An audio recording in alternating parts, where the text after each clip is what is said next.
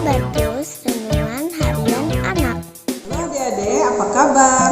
Kita bertemu lagi di Habatus Hidupku Bagi Kristus. Kita akan kembali belajar bersama-sama, belajar akan firman Tuhan. Kita awali kembali dengan berdoa. Mari kita berdoa.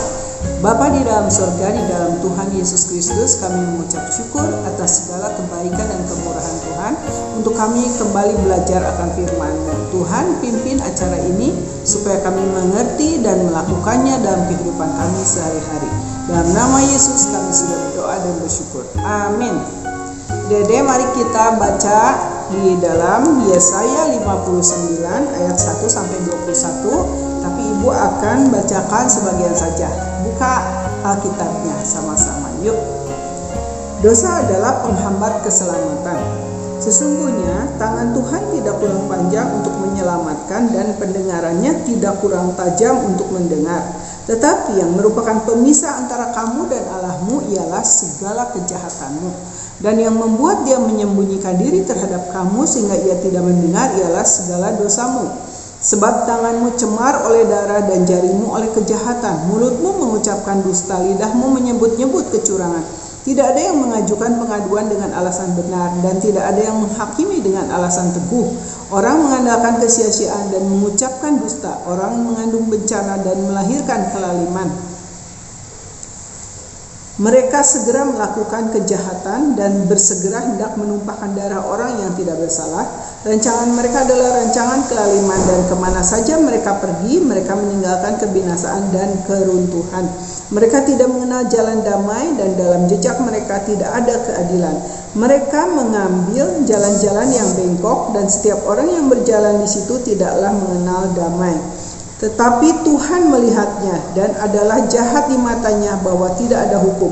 Ia melihat bahwa tidak seorang pun yang tampil dan ia tertegun karena tidak ada yang membela, maka tangannya sendiri memberi dia pertolongan dan keadilannya lah yang membantu dia.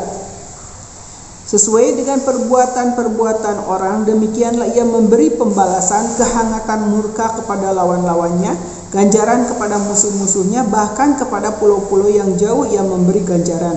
Maka orang akan takut kepada nama Tuhan di tempat matahari terbenam dan kepada kemuliaannya di tempat matahari terbit.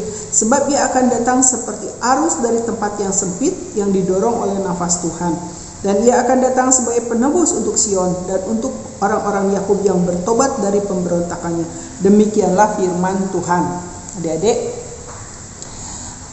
di sini orang Yehuda, orang Israel melakukan kejahatan, ya. Mereka tidak pernah dengar-dengaran kepada firman Tuhan, kepada Tuhan. Nah, mereka hidup semaunya sendiri, mereka tetap melakukan hal-hal yang jahat, ya. Jadi apa? Karena kejahatan itulah sehingga doa mereka terhalang, tidak didengar oleh Tuhan, ya. Tuhan tidak suka kepada orang-orang yang seringkali memberontak, melakukan kejahatan dan kemudian berseru-seru kepada Tuhan. Tuhan biarkan mereka, ya. Tetapi setelah mereka bertobat, menyadari kesalahannya, mereka minta ampun kepada Tuhan. Tuhan dengar enggak? Tuhan mendengar, Tuhan mengampuni mereka, dan Tuhan membela, menolong mereka, ya. Demikian juga dengan kita. Nah, jika kita masih tetap melakukan hal-hal yang tidak Tuhan sukai, misalnya kita tetap berbohong, tetap punya hati jahat, iri hati kepada teman, mau membalas kejahatan dengan kejahatan, mau mengikuti keinginan sendiri, ya, tidak suka diberi nasihat oleh orang tua misalkan, tidak mau dengar apa yang firman Tuhan sudah ajarkan kepada kita, tidak mau melakukan apa yang Tuhan mau.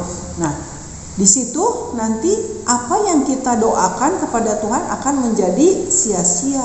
Tuhan tidak mau mendengar anak-anaknya yang tidak taat, anak-anaknya yang tidak dengar-dengaran kepada Tuhan, ya.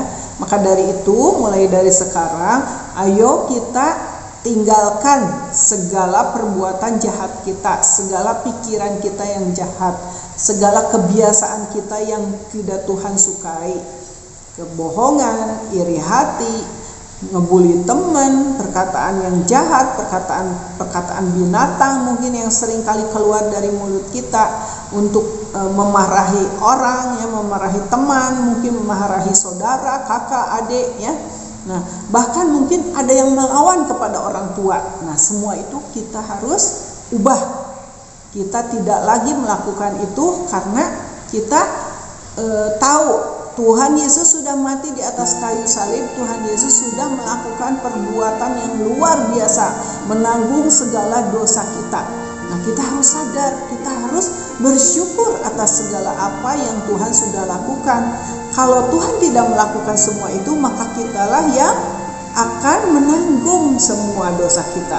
Tapi kita bersyukur kepada Tuhan Yesus, ada waktu Tuhan disalib, ada apa yang Tuhan sudah lakukan di kayu salib untuk kita, ya, menanggung segala penderitaan, dosa dan perbuatan kita yang jahat, menanggung segala kesakitan kita. Tuhan sudah tanggung di atas kayu salib sehingga kita tidak usah lagi menanggungnya.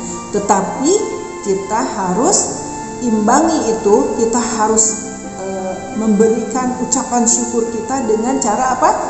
Taat kepada firman Tuhan. Dengan cara apa? Mengasihi Tuhan. Dengan cara apa? Melakukan perbuatan-perbuatan yang benar, perbuatan-perbuatan yang baik, mengasihi teman, mengasihi saudara, mengasihi Tuhan, mengasihi orang tua kita, menghormati orang tua kita, meninggalkan segala kejahatan kita, dusta, kejahatan membuli, mungkin mengata-ngatai orang dengan perkataan kasar, ya. Nah, supaya apa? Doa yang kita naikkan didengar oleh Tuhan. Firman Tuhan katakan itu, supaya doa kita tidak terhalang. Ngerti ya? Yuk sama-sama kita berbuat baik, berbuat benar apa yang Tuhan ajarkan kepada kita lewat firman-Nya, kita ikuti. Mau kan adik-adik? Kita akan berdoa bersama-sama. Bapa di dalam surga, terima kasih atas firman Tuhan, supaya kami menjadi anak-anak-Mu yang bertobat, yang meninggalkan segala kejahatan yang suka kami lakukan. Biarlah kami menjadi penurut-penurut akan firman Tuhan. Terima kasih Bapa, dalam nama Tuhan Yesus Kristus kami berdoa dan bersyukur. Amin. Sampai berjumpa lagi di Habatus yang akan datang. Tuhan Yesus memberkati. Habatus.